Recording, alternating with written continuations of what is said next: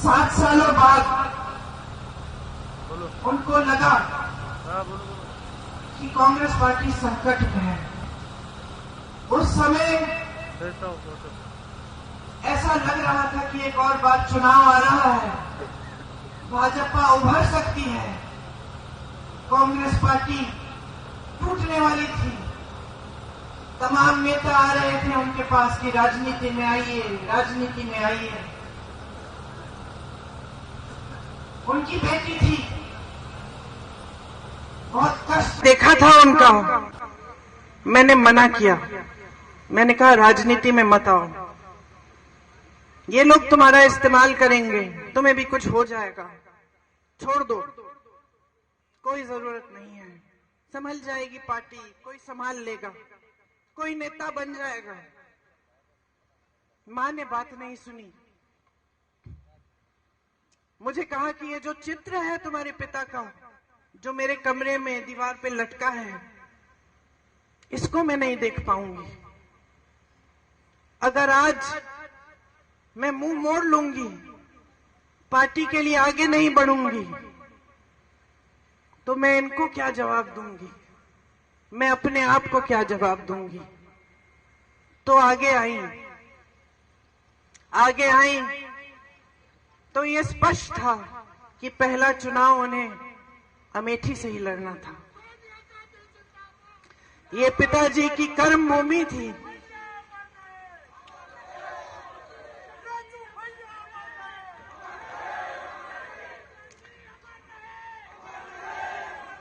सच बताओ तो जब ये तय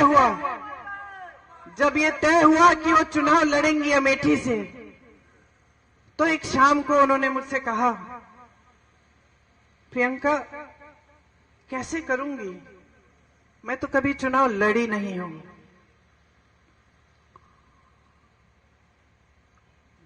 पलक नहीं झपकाई मैंने कहा मां, ये चुनाव मैं आपको लड़के दूंगी, आप आओ मत अमेठी, मैं अमेठी को संभालूंगी।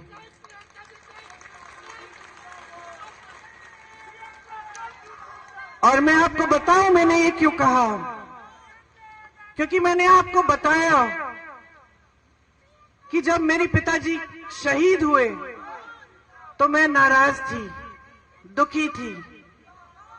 मुझे ऐसा लगता था कि कोई मेरा दुख नहीं समझ सकता। लेकिन फिर कुछ हुआ। उनके अंतिम संस्कारों के बाद हम अस्थि विसर्जन के लिए इलाहाबाद आए, ट्रेन से आए। वो ट्रेन यहां अमेठी और रायबरेली से गुजरी। मैं बहुत दुखी थी, ट्रेन में बैठी थी, रात हो गई थी। ट्रेन यहां के स्टेशन पे रुकी। मुझे आज तक वो क्षण याद है। मैंने खिड़की से बाहर देखा और मैंने देखा कि ये तो बहुत लोग मेरी तरह रो रहे हैं, फूट फूट के रो रहे हैं। तो मुझे यह एहसास हुआ कि जो दुख मुझे महसूस हो रहा है वो तो यहाँ की जनता को भी महसूस हो रहा है। यहाँ के जो कार्यकर्ता थे, जो सारे इंतजार कर रहे थे बीच रात में कि राजीव जी को एक अंतिम बार देखेंगे, उनकी अस्थियों को देखेंगे, श्रद्धांजलि देंगे, उन सब के दिलों में वही दुख था जो मेरे दिल में था। आपने मेरे दुख के पल में आपने मेरा साथ दिया।